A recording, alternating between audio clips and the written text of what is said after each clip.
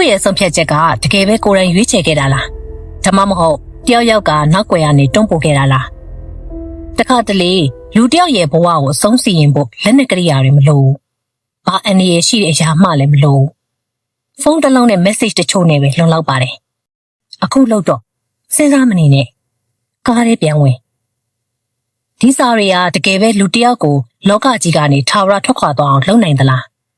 ဒါကတော့ကဘာတဝန်းလုံးကိုညှင်းခုန်စေခဲ့တဲ့အမှုတစ်ခုပါမင်္ဂလာပါရှင်ကျမကတော့အင်ဂျယ်ပါမတ်ရွှေမိုကိုရီးယား channel လေးကိုလာရောက်နားဆင်ပေးကြတဲ့အတွက်ကျေးဇူးအများကြီးတင်ပါတယ် channel လေးကိုလည်း subscribe လုပ်ထားပေးပါအောင်နော်တချို့ကသူကကိုတတ်သေးတာပဲလို့ပြောကြတယ်တချို့ကတော့မဟုတ်ဘူးသူ့ကိုတယောက်ယောက်ကစကလုံးတွေနဲ့တတ်ခဲ့တာလို့ယုံကြည်ကြတယ်ဒီနေ့ပြောပြမယ့်ဖြစ်ရပ်က text message တွေကိုလူတက်လက်နဲ့အဖြစ်ကဘာကပထမဆုံးအလေးနဲ့စဉ်းစားလာရတဲ့အမှုဖြစ်ပါတယ်2014ခုနှစ်ဇူလိုင်လအမေရိကန်နိုင်ငံမက်ဆာချူးဆက်ပြည်နယ်ကကားရပ်နားတဲ့နေရာတစ်ခုမှာအသက်16နှစ်အရွယ်လူငယ်တယောက်ရဲ့အလောင်းကိုရဲတွေတွေ့ခဲ့ကြတယ်သူ့နာမည်က Conrad Henry Ryan ပထမဆုံးမြင်လိုက်ရတာကတော့ကိုတက်သေးမှုတစ်ခုစိတ်ကြယောဂခံစားနေရတဲ့လူငယ်တယောက်နောက်ဆုံးမှာဘဝကိုလက်လျှော့လိုက်တာလို့ပဲထင်ခဲ့ကြတယ်ဒါပေမဲ့သူ့ရဲ့ဖုန်းကိုဖွင့်ကြည့်လိုက်တဲ့အချိန်မှာရဲတွေရောကွန်ရက်ရဲ့မိသားစုရောအမေရိကန်တနိုင်ငံလုံးပါအံ့ဩသွားခဲ့ရတယ်ဖုန်းထဲမှာစာတိုပေါင်းထောင်ပေါင်းများစွာအဲ့ဒီစာတိုတွေထဲမှာလူတစ်ယောက်ကကွန်ရက်ကိုနေတိုင်းအကြိမ်ကြိမ်တေဖို့တွန်းအားပေးနေခဲ့တာပါသူ့နာမည်ကမီရှဲကာတာဒါပေမဲ့မီရှဲဟာလူသက်သမားတယောက်လိုဓားကင်ထားသူမဟုတ်ပါဘူးသူကအသက်18နှစ်အရွယ်တာမန်အထက်တန်းကျောင်းသူတယောက်ပါဒါဆိုသူဘလို့လောက်ပြီးလူတယောက်သေဆုံးမှုအတွက်တရားရုံးမှာအပြစ်ရှိကြောင်းဆုံးဖြတ်ခံရတာလေဒီအဖြစ်ကိုသိဖို့ဆိုရင်မီရှဲကာတာဆိုတဲ့မိန်းကလေးရဲ့ဘဝကိုပြန်ကြည့်ရပါမယ်မီရှဲကာတာဆိုတာဘယ်လိုလူမျိုးလဲမီရှဲကာတာကို1996ခုနှစ်မှာမွေးဖွားခဲ့ပါတယ်မက်ဆာချူးဆက်ပြည်နယ်ကတာမန်မိသားစုတစ်ခုမှာကြီးပြင်းလာခဲ့တဲ့မိန်းကလေးတယောက်ပါအပြင်ပန်းကကြည့်ရင်အေးအေးဆေးဆေးစားတော်တယ်အားကစားလုပ်တယ်ရိုးရိုးရှင်းရှင်းဆယ်ကျော်တဲ့မိန်းကလေးတယောက်လိုပဲထင်ရပါတယ်ဒါပေမဲ့အတွင်းစိတ်ကတော့အဲ့ဒီလောက်မျိုးရှင်းခဲ့ပါဘူးအသက်10နှစ်ဝန်းကျင်မှာအစားအသောက်နဲ့ပတ်သက်တဲ့ကြောက်ရွံ့မှုတွေစတင်ဖြစ်ပေါ်လာတယ်နောက်ပိုင်းမှာတော့ eating disorder လို့ခေါ်တဲ့စားသောက်မှုပြဿနာကိုခံစားလာရတယ်အဲ့ဒီချိန်ကစပြီးမီရှဲဟာစိတ်ကျန်းမာရေးဆိုင်ရာကုသမှုတွေကိုခံယူနေရတဲ့ကလေးတယောက်ဖြစ်လာခဲ့တယ်မီရှဲဟာတငယ်ချင်းတွေကို message တွေအဆက်မပြတ်ပို့တဲ့သူတယောက်ပါလူတွေသူမကိုဂရုစိုက်တာတနာတာအာယုံစိုက်တာကိုအရန်လိုချင်သူပါတခါတလေသူမကတငယ်ချင်းတွေကိုငါ3ရက်လုံးဘာမှမစားရသေးဘူးလို့ message ပို့တယ်အဲ့လိုပြောလိုက်တာနဲ့တငယ်ချင်းတွေကစိုးရိမ်ပြီးအားပေးတယ်အဲ့ဒီအာယုံစိုက်မှုကိုရတဲ့အချိန်တိုင်းမီရှဲကတခဏအတွင်းကျဉ်းသွားတတ်တယ်တချို့အချိန်တွေမှာတော့ message တွေကပို့ပြီးစိုးရိမ်စရာကောင်းလာတယ်တငယ်ချင်းတွေဖြစ်တဲ့စမန်သာလီဗီလက်စီရိုစီကိုစိတ်သက်ကြနေတဲ့အကြောင်းတွေမသက်သာမှုတွေကိုအဆက်မပြတ်ပို့နေခဲ့တယ်တချို့ message တွေကတော့အလွန်မင်းစိတ်ပိုင်းဆိုင်ရာဖိအားရှိနေတယ်လို့ဖြစ်နေခဲ့ပြီးတငယ်ချင်းတွေဘက်ကလည်းတဖြည်းဖြည်းစိတ်ပင်ပန်းလာတဲ့အခြေအနေတိရောက်လာခဲ့တယ်ဒီလိုပြုမှုတွေဟာသူတည်ခြင်းလို့မဟုတ်ပဲလူတွေသူ့ကိုဂရုစိုက်စေခြင်းလို့ဆိုတဲ့စိတ်ဆန္ဒနဲ့ပိုနှိစက်တယ်လို့စိတ်ပညာရှင်တချို့ကသုံးသပ်ကြတယ်လူတော်များများက attention seeking ဆိုတဲ့စကားကိုကြားရင်အာယုံစိုက်ခံကြတာပဲလို့လွယ်လွယ်ထင်တတ်ကြပါတယ်ဒါပေမဲ့တချို့လူတွေအတွက်အာယုံစိုက်ခံရဖို့ဆိုတာလိုချင်တာမဟုတ်တော့ပဲလိုအပ်ချက်ဖြစ်လာတတ်ပါတယ်သူတို့အတွက်ဘလို့နီးနေပဲဖြစ်ဖြစ်လူတွေငါအကြောင်းပြောနေဖို့ငါ့ကိုသတိထားမိစေဖို့ဆိုတာကအသက်ရှင်နေရတဲ့အတိတ်ပဲလို့ဖြစ်သွားတတ်ပါတယ်2012ခုနှစ်ဖလော်ရီဒါပြည်နယ်မှာရှိတဲ့ဆွေမျိုးအိမ်တစ်ခုကိုတွားလဲရင်မီရှဲကာတာဟာကောင်လေးတယောက်နဲ့တွေ့ခဲ့ပါတယ်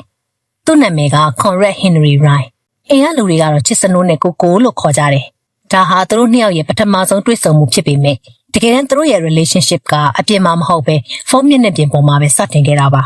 မီရှဲကမက်ဆာချူးဆက်မှာကွန်ရက်ကလည်းမက်ဆာချူးဆက်မှာပဲသူတို့နှစ်ယောက်နေတာကကားနဲ့ဆိုတနားရီတောင်မကြာတဲ့ခရီးပါဒါပေမဲ့သူတို့ဟာတကယ်တမ်းအပြင်မှာတွေ့ဖြစ်တဲ့အချိန်ကလက်ချိုးရည်လို့ရပါတယ်အဲ့ဒီအစားသူတို့ရဲ့ဘဝရဲ့အချိန်အများစုကို text message တွေထဲမှာပဲကုန်ဆုံးခဲ့တယ်ကွန်ရက်ရိုင်းကဘလို့လူလဲကွန်ရက်ရိုင်းဟာမီရှဲနဲ့မတူတဲ့စိတ်ထိုင်ရာတွေကိုတည်ဆောင်ထားတဲ့လူငယ်တယောက်ပါသူ့မိဘတွေကွာရှင်းထားကြတယ်ငယ်ငယ်ကလေးကမိသားစုပြဿနာတွေကြားမှာကြီးပြင်းလာခဲ့ရတယ်အပြင်ပန်းမှာတော့ရိုးသားတယ်အလုပ်ကြိုးစားတယ်သူ့အဖေသူ့အဖိုးတို့နဲ့အတူတင်မောလုပ်ငန်းမှာဝင်ကူပြီးလုပ်ကိုင်နေတယ်2014ခုနှစ်မှာကပတိန်လိုင်စင်အောင်ရခဲ့တယ် အထက်တန်းကျောင်းမှာလည်း Honor Roll ဆိုတဲ့အမြင့်ဆုံးအဆင့်နဲ့အောင်ခဲ့တာမို့စီးပွားရေးတက္ကသိုလ်တက်ခွင့်ရခဲ့တယ်။အပြင်လူတွေမြင်ရတဲ့ Conrad ဟာအနာဂတ်ကောင်းတဲ့လူငယ်တစ်ယောက်ပဲ။ဒါပေမဲ့ဘယ်သူမှမမြင်နိုင်တဲ့အတွင်းစိတ်ထဲမှာတော့သူဟာ depression နဲ့နှစ်ပေါင်းများစွာတိုက်ခိုက်နေရပါတယ်။လူတော်တော်များများအထင်မှားတတ်တဲ့အချက်တစ်ခုရှိပါတယ်။လူတစ်ယောက်ကအလုပ်ကောင်းကောင်းရှိတယ်၊စားတော်တယ်၊ပြုံးနေတတ်တယ်ဆိုရင်ဒီလူမှာ depression မရှိနိုင်ဘူးလို့ထင်တတ်ကြတယ်။ဒါပေမဲ့ depression ဆိုတာမျက်နှာပေါ်မှာရေးထားတဲ့ယောဂမဟုတ်ပါဘူး။လူတချို့ကတစ်နေ့လုံးပြုံးနေပြီးညဘက်ရောက်မှတယောက်တည်းငိုနေတတ်ကြပါတယ်။ Conrad Ryan ဟာအဲ့ဒီလိုလူတွေကတယောက်ပါ။မီရှဲနဲ့အကြောင်းကိုဆက်ပြောရရင်သူတို့နှစ်ယောက်ရဲ့အစပြုပုံကအွန်လိုင်းပေါ်ကဆက်ကြော်တက်တွေရဲ့ထုံးစံအတိုင်းရေးစားလိုတငယ်ချင်းလိုအခြေအနေမျိုးနဲ့ပဲဆက်သွယ်ခဲ့ကြတာပါ။တခါတလေချစ်သူတွေဖြစ်သတ်မှတ်လိုက်ကြပြီးတခါတလေကျတော့လည်းလမ်းခွဲလိုက်ကြနဲ့သူတို့ရဲ့ဆက်ဆံရေးကတည်တည်ငြိမ်ငြိမ်မရှိခဲ့ပါဘူး။အစပိုင်းမှာမီရှဲက Conrad အတွက်အားပေးသူတယောက်ဖြစ်ခဲ့ပါတယ်။ Conrad ကငါတက်တည်ခြင်းနဲ့လို့ပြောရင်မီရှဲကမလုံနဲ့တနေ့နင့်ဘဝကောင်းလာမှာပါလို့ပြန်အားပေးတတ်တယ်။အဲ့ဒီချိန်သူမက Conrad ကိုကယ်တင်နေတဲ့ရေးစားကောင်မလေးတယောက်လိုတော့ထင်ရပါတယ်။ဒါပေမဲ့သူတို့ရဲ့ relationship ဟာအချစ်တဲ့ dependency ပိုများလာတယ်။ Conrad စိတ်သက်ကြတိုင်းမီရှဲစီ message ပို့တယ်။မီရှဲဝမ်းနေတိုင်း Conrad ကနှစ်သိမ့်ပေးတယ်။သူတို့နှစ်ယောက်ဟာတယောက်ရဲ့စိတ်ပိုင်းဆိုင်ရာအားနည်းချက်ကိုတယောက်ကမိခိုနေတဲ့ relationship ဖြစ်လာတယ်။နှစ်နှစ်ခွဲအတွင်းသူတို့အပြန်လည်ပို့ခဲ့တဲ့ message အရေးအတွက်ဟာ6000ကျော်ရှိခဲ့တယ်။အဲ့ဒီလိုနဲ့ပြက်လိုက်ပြန်ဆက်လိုက်နဲ့တန်တရားလဲနေခဲ့တဲ့သူတို့ရဲ့ပတ်သက်မှုဟာ2014ခုနှစ်ထဲကိုရောက်လာတဲ့ခါမှာတော့ချစ်သူရီးစားဆိုတဲ့အဆင့်ထက်ပိုဝေဝါးပြီးအတိတ်ပဲဖွင့်ရခက်တဲ့ဆက်ဆံရေးမျိုးဖြစ်သွားခဲ့ပါတယ်။အပြင်လူတွေရဲ့အမြင်မှာတော့တယောက်နဲ့တယောက်စိတ်ဓာတ်ရာတွေကိုအပြန်လည်ရှင်ဖွင့်နေကြတဲ့တငယ်ချင်းတွေလိုပဲဆက်ပြီးရှိနေခဲ့ကြတာပါ။2014မှာမီရှဲရဲ့စိတ်နေစိတ်ဓာတ်ဟာတိတိတတ်တာပြောင်းလဲလာတယ်။သူမကတငယ်ချင်းအသက်တွေကို message ပို့တယ်။လူတိုင်းကိုသူမအကြောင်းစိတ်ဝင်စားလာအောင် drama တွေဖန်တီးလာတယ်။တစ်ဖက်မှာတော့ Conrad ဟာ depression ပိုဆိုးလာတယ်။တစ်ဖက်မှာလည်းမီရှဲကအဲ့ဒီ depression ကိုကယ်တင်ရမယ့်အရာလို့မမြင်တော့ဘူး။သူမအတွက်အခွင့်အရေးတစ်ခုဖြစ်စပြီးမြင်လာတယ်။ဒီ case ကိုလေ့လာတဲ့စိတ်ပညာရှင်တချို့ကမီရှဲကာတာမှာ hero syndrome, attention seeking, narcissistic traits စတဲ့အပြုအမူလက္ခဏာတချို့တွေ့ရတယ်လို့သုံးသပ်ကြပါတယ်။ဒါပေမဲ့ဒီလိုလက္ခဏာတွေရှိတယ်ဆိုတာနဲ့တရားဝင်ယောဂအမည်တက်လို့တော့မရပါဘူး။မီရှဲရဲ့အတွေ့အထဲမှာ Conrad ကိုကယ်တင်ဖို့ထက်Conrad တည်ပြီးတဲ့နောက်ဝမ်းနေနေတဲ့ရီးစားကောင်မလေးဆိုတဲ့ဇက်ကောင်ကိုသူမစတင်စိတ်ကူးရှင်နေခဲ့တာပါ။ဒီနေရာမှာစိတ်ဝင်စားစရာအချက်တစ်ခုရှိပါတယ်။မီရှဲဟာ Glee ဆိုတဲ့ American teen drama ဇာတ်လမ်းတွေကိုအလွန်ဆွဲလန်းခဲ့သူပါ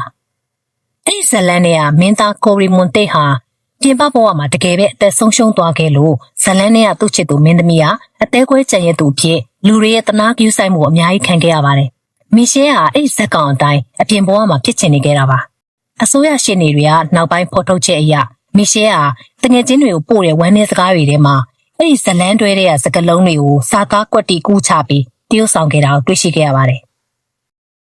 ပြန်ဆက်ရရင်2014ခုနှစ်နွေရာသီမှာ Conrad Ryan ရဲ့စိတ်ကြယောဂါဟာအရင်ကတည်းကပိုဆိုးလာခဲ့တယ်။သူကမိသားစုနဲ့လည်းအဆင်မပြေအထီးကျန်နေတယ်။အနာဂတ်အတွက်လည်းမျှော်လင့်ချက်ပြောင်းနေတယ်။ဒီချိန်မှာမီရှဲကာတာကတော့သူမရဲ့စကားလုံးတွေကိုဖြည်းဖြည်းချင်းပြောင်းလဲလာခဲ့တယ်။အစပိုင်းမှာနင်မလုံနဲ့လို့ပြောခဲ့တဲ့မိန်းကလေးဟာတဖြည်းဖြည်းနဲ့နင်ဘာလို့မလုပ်သေးတာလဲလို့ပြောင်းပြောလာတယ်။ရှယ်ပေါင်းများစွာ message တစ်ဆောင်ပြီးတစ်ဆောင်ပို့ပြီး Conrad ရဲ့စိတ်ကိုတဖြည်းဖြည်းတွန်းပို့ခဲ့တာပါ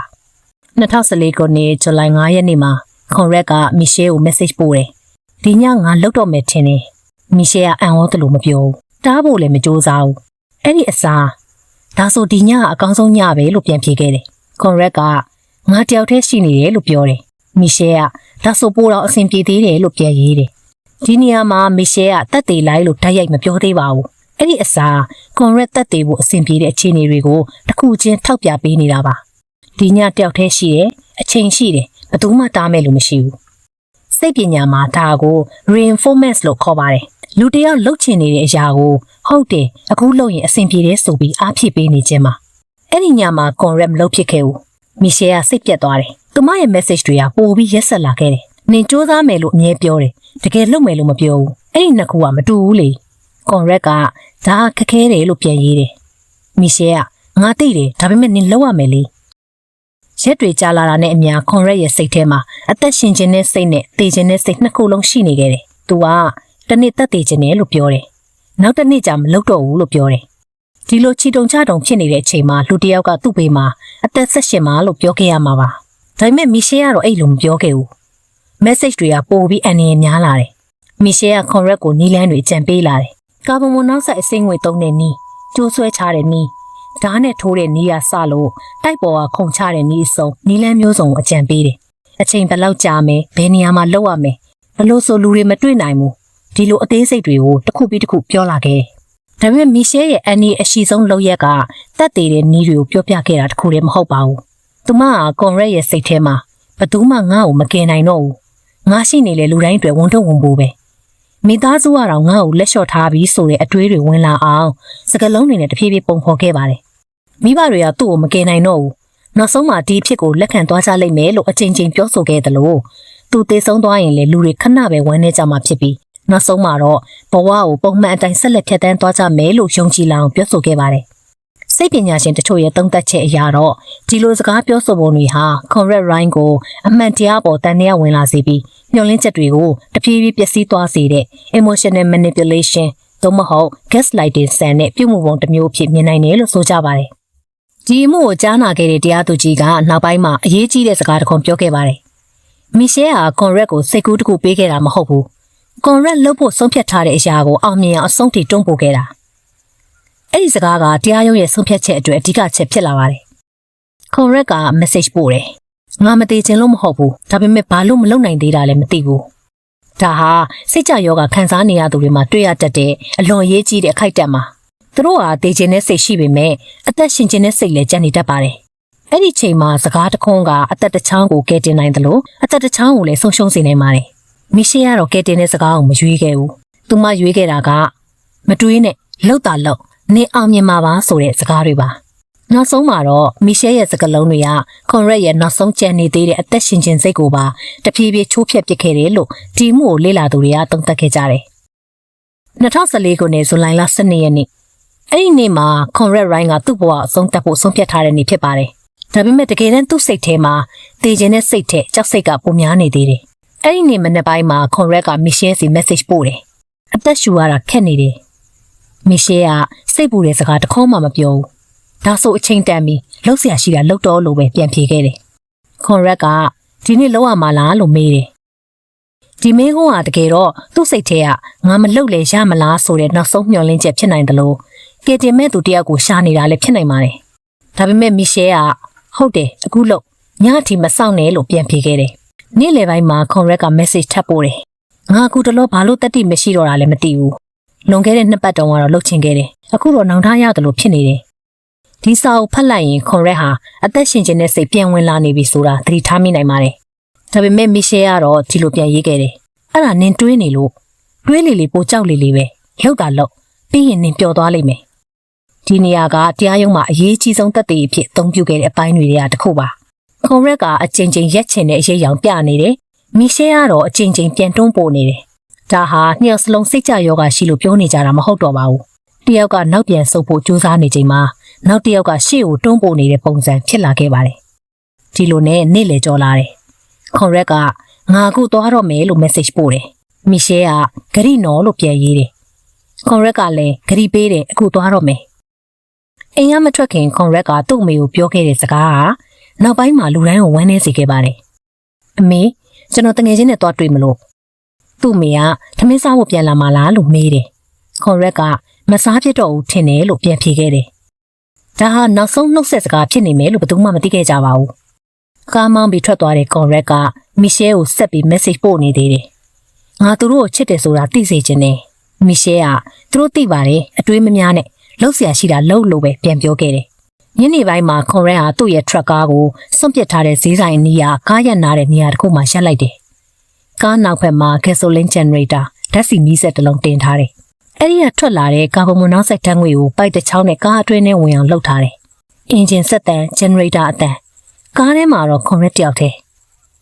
းဒါပေမဲ့သူ့ဖုန်းရဲ့တစ်ဖက်မှာတော့မီရှဲကာတာရှိနေပြီးသူတို့ကဖုန်းလိုင်းဆက်သွယ်ထားကြပါတယ်ကားထဲမှာကာဗွန်မိုနောက်ဆိုက်အဆွေးငွေတွေပြည့်လာတဲ့အချိန်ကွန်ရက်ဟာအလွန်မင်းကြောက်လန့်သွားခဲ့တယ်အသက်ရှူရကြက်ပြီးနေမကောင်းဖြစ်လာတာကြောင့်သူကဖုန်းကင်ထားရတာနဲ့ပဲကားတကားဖွင့်ပြီးအပြင်ကိုထွက်ပြေးခဲ့ပါတယ်ဖုန်းထဲကနေမီရှဲကသူ့ကိုကားထဲပြန်ဝင်လိုက်လို့အမိန်ပေးခဲ့ပါတယ်အဲ့ဒီစကားကအမှုတစ်ခုလုံးကိုရာဇဝတ်မှုအဖြစ်ပြောင်းလဲသွားစေတဲ့စကားတစ်ခုဖြစ်လာခဲ့တယ်ကွန်ရက်ကကားထဲကိုပြန်ဝင်ခဲ့တယ် အဲ့ဒီနောက်အသက်18နှစ်အရွယ်လူငယ်တယောက်ရဲ့ဘဝဟာအဲ့ဒီကားထဲမှာပဲအဆုံးသတ်သွားခဲ့ပါတယ်2014ခုနှစ်ဇူလိုင်လ23ရက်နေ့ရှေ့မှာပြောခဲ့သလိုကွန်ရက်ရိုင်းရဲ့ရုပ်လောင်းကိုမက်ဆာချူးဆက်ပြည်နယ်ဖဲဟေဗန်မြို့အနီးကားရပ်နာတဲ့နေရာတစ်ခုမှာတွေ့ရှိခဲ့ပါတယ်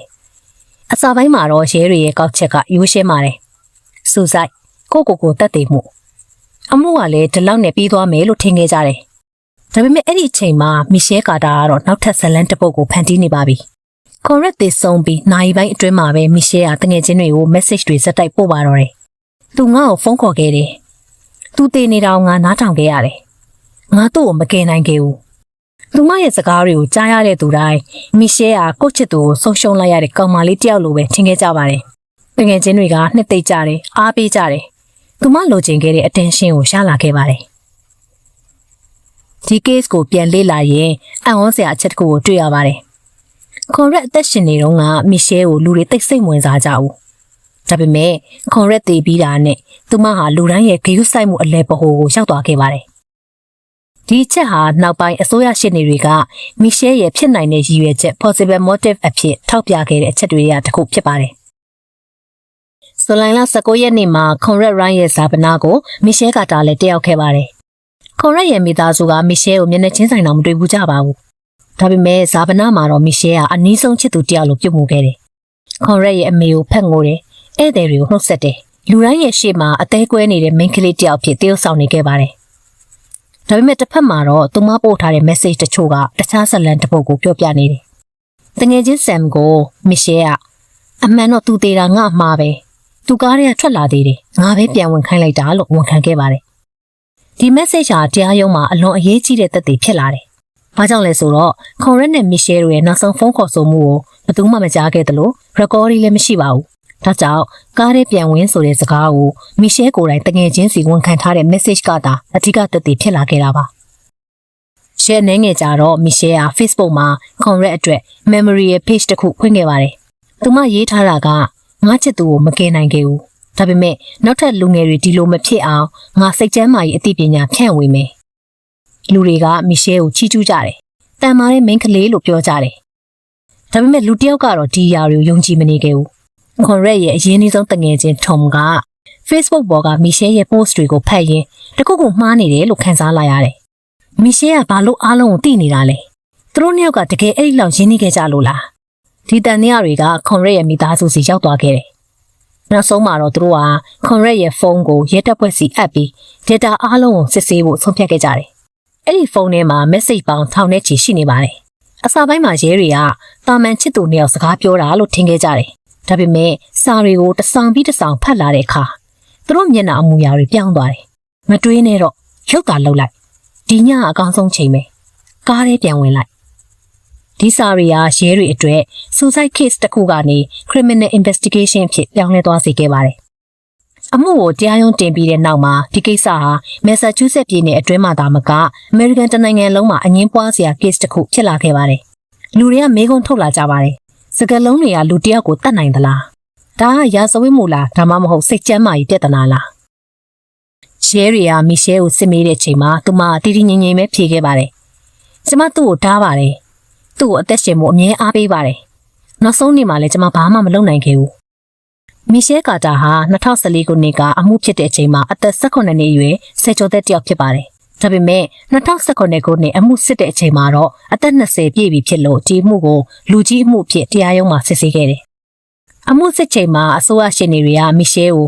ကွန်ရက်ကိုတတ်ခဲ့တယ်လို့မဆွဆွဲခဲ့ပါဘူး။အဲ့ဒီအစားသူမဟာကွန်ရက်အသက်ရှင်နိုင်တဲ့နောက်ဆုံးခွင့်ရကိုဖျက်ဆီးခဲ့တယ်။သူမရဲ့ message တွေဟာကွန်ရက် Ryan ရဲ့သိဆုံးမှုကိုတွန်းပို့ခဲ့တယ်လို့တင်ပြခဲ့ပါတယ်။ဥပဒေအရဒါဟာအလွန်ကွာခြားတဲ့အချက်ဖြစ်ပါတယ်။မီရှဲရဲ့ရှင်းနေတွေကတော့ဒီလိုရှောက်လဲခဲ့ပါတယ်။ကွန်ရက်ဟာစိတ်ကြယောဂခံစားနေရသူဖြစ်တယ်။သူ့ကိုယ်သူတတ်ဖို့ဆုံးဖြတ်ခဲ့တာကမီရှဲမဟုတ်ဘူး။ကွန်ရက်ကိုယ်တိုင်ပဲ။ဒါကြောင့်တဲ့ message တွေကိုလူတတ်မှုအဖြစ်သတ်မှတ်လို့မရဘူးလို့ပြောခဲ့ကြတယ်။အစိုးရရှင်းနေတွေကတော့ဟုတ်ပါတယ်။ကွန်ရက်မှာစူစိုက်အတွေ့ရှိခဲ့တယ်။ဒါပေမဲ့နောက်ဆုံးအချိန်သူကားထဲကထွက်လာခဲ့တယ်။အဲ့ဒီချိန်မှာမီရှဲဟာ911ကိုဖုန်းဆက်နိုင်တယ်။ကွန်ရက်ရဲ့မိသားစုကိုပြောနိုင်တယ်။ဒါမှမဟုတ်အမြန်ထွက်ပြေးလို့ပြောနိုင်တယ်။ဒါပေမဲ့သူမမလုပ်ခဲ့ဘူးလေ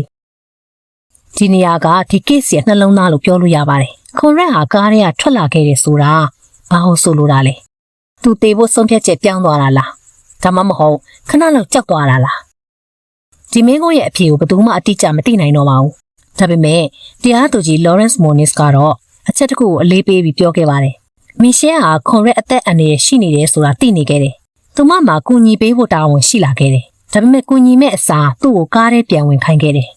တရားသူကြီးရဲ့အမြင်အရအဲ့ဒီအခိုက်အတန့်ဟာမီရှဲရဲ့လုပ်ရဟာရာဇဝတ်မှုဖြစ်သွားခဲ့ပါတယ်တရားရုံးထဲမှာထွက်ဆိုခဲ့တဲ့တငယ်ချင်းတချို့ရဲ့စကားတွေကလည်းမီရှဲကာတာရဲ့ social image နဲ့ reality ကြားကွာဟမှုကိုပိုပြီးထင်ရှားစေခဲ့ပါတယ်။သူတို့အတွက်တော့သူမဟာရင်းနှီးတဲ့တငယ်ချင်းဆိုတာထက်စိတ်ဖိစီးမှုဖြစ်စေတဲ့ဆက်သွယ်မှုတစ်ခုဖြစ်တာရှိခဲ့တယ်လို့ဆိုပါတယ်။2019ခုနှစ်ဩဂုတ်လတရားသူကြီး Lawrence Moniz ကစီရင်ချက်ချခံနေမှာသူကားထဲကထွက်လာတဲ့ချိန်မင်းပြောရမှာကထွက်ပြေးဆိုတဲ့စကားသာဖြစ်ရမယ်။ဒါပေမဲ့မင်းပြောခဲ့တာကပြန်ဝင်းဆိုတဲ့စကားပဲလို့ပြောပါတယ်။ဒီအမှုမှာဥပဒေအရမီရှဲကာတာဟာအများဆုံးထောင်ဒဏ်အနှစ်20အထိချမှတ်ခံရနိုင်တဲ့အခြေအနေမှာရှိခဲ့ပါတယ်။ဒါပေမဲ့မီရှဲကာတာဟာကွန်ရက်ရိုင်းကိုကိုယ်တိုင်တက်ခဲ့သူမဟုတ်ပဲစာတုံ message နဲ့ဖုန်းခေါ်ဆိုမှုတွေကနေတက်သေးဖို့တိုက်တွန်းခဲ့သူဖြစ်တာကြောင့် involuntary manslaughter မတော်တဆလူသေစေမှုနဲ့သာပြစ်မှုထင်ရှားတယ်လို့ဆုံးဖြတ်ခဲ့ပါတယ်။ဒါအပြင်အမှုဖြစ်ချိန်မှာမီရှဲဟာအသက်18နှစ်သာရှိသေးတာရခင်ပြစ်မှုမှတ်တမ်းမရှိတာစိတ်ချမ်းသာရေးကိုတာမှုခံယူနေခဲ့တာစတဲ့အချက်တွေကိုလည်းတရားသူကြီးကထည့်သွင်းစဉ်းစားခဲ့ပါတယ်။ဒါကြောင့်ထောင်ဒဏ်2နှစ်ခွဲချမှတ်ခဲ့ပြီးအဲ့ဒီထဲက15လကိုသာထောင်ထဲမှာကြာခံစေခဲ့ပါတယ်။ကျန်တဲ့15လကိုဆိုင်းငံ့ထားပြီးထောင်ကလွတ်လာတဲ့နောက်9နှစ် probation နဲ့စောင့်ကြည့်ဖို့အမိန့်ချခဲ့ပါတယ်။ probation ဆိုတာကတော့ထောင်ကလွတ်ပြီးနောက်အစိုးရကစီကံတွေချပြီးစောင့်ကြည့်တဲ့အခြေအနေဖြစ်ပြီးတော့မိသားစုနဲ့ဆက်သွယ်ခွင့်မရှိခြင်းတရားရုံးကသတ်မှတ်ထားတဲ့စီကံတွေကိုလိုက်နာရခြင်းစိတ်ချမ်းသာရေးနဲ့ပြုမှုဆိုင်ရာအစီရင်ခံစာတွေတင်ပြရခြင်းတွေပါဝင်ပါတယ်။တရားသူကြီးကအသူမကိုခွန်ရက်ရိုင်းရဲ့မိသားစုနဲ့ဘယ်တော့မှဆက်သွယ်ခွင့်မရှိကြောင်းလည်းအမိန့်ချမှတ်ခဲ့ပါတယ်။မီရှဲကာတာခေတ်စာအမေရိကန်ဥပဒေသမိုင်းမှာ online စကားလုံးတွေ text message တွေ digital communication တွေဟာတခါတလေဥပဒေအရရာဇဝတ်မှုဖြစ်နိုင်တယ်ဆိုတာကိုကမ္ဘာကိုသက်သေပြခဲ့တဲ့အမှုတစ်ခုဖြစ်ပါတယ်။ဒါပေမဲ့ဒီနေ့အထိဥပဒေပညာရှင်တွေကြားမှာအငြင်းပွားမှုတွေရှိနေသေးပါတချို့ကတရားမျှတတယ်လို့ပြောကြတယ်။တချို့ကတော့ဒါဟာလွတ်လပ်စွာပြောဆိုခွင့်ကိုထိပါချင်းချောင်းလိုက်တဲ့စီရင်ချက်ပဲလို့ဝေဖန်ကြတယ်။ဒီဖြစ်ရမှာအဆိုးဆုံးလူကဘာတူလဲ။မီရှဲကာတာလား။ depression လား။ဒါမှမဟုတ်စိတ်ချမ်းသာရေးကိုညီမရခဲ့တဲ့လူမှုတိုင်းဝိုင်းလား။အဖြစ်အတခုတည်းမဟုတ်ပါဘူး။ဒါပေမဲ့တေးကြတာတစ်ခုရှိပါတယ်။ကွန်ရက်ရိုင်းဟာအသက်18နှစ်မှာပဲသူ့ဘဝကိုဆုံးရှုံးခဲ့ရတယ်။မီရှဲကာတာကတော့သူမလိုချင်ခဲ့တဲ့ကြော်ကြားမှုကိုရခဲ့တယ်။ဒါပေမဲ့အဲ့ဒီကြော်ကြားမှုကလေးစားခံရတဲ့နာမည်တော့မဟုတ်ဘူးလူတယောက်ကိုစကလုံးတွေနဲ့သေစေခဲ့တဲ့မိန်းကလေးဆိုတဲ့တမိုင်းနဲ့နာမည်ဆိုးတစ်ခုသာဖြစ်ခဲ့ပါတယ်တခါတလေလူတယောက်ကိုကယ်တင်ဖို့စကားတစ်ခေါက်နဲ့လုံလောက်တယ်လို့လူတယောက်ကိုဆုံးရှုံးစေဖို့လဲစကားတစ်ခေါက်နဲ့ပဲလုံလောက်ပါတယ်ဟုတ်ကဲ့ပါဒီကနေ့ရဲ့ True Crime အစီအစဉ်လေးကိုဒီမှာပဲရန်နာပြစေရှင်အဆုံးထိနားဆင်ပေးခဲ့ကြတဲ့အတွက်အထူးပဲကျေးဇူးတင်ရှိပါတယ်နောက်ထပ်အစီအစဉ်တွေမှာပြန်လည်ဆုံတွေ့ကြပါမယ်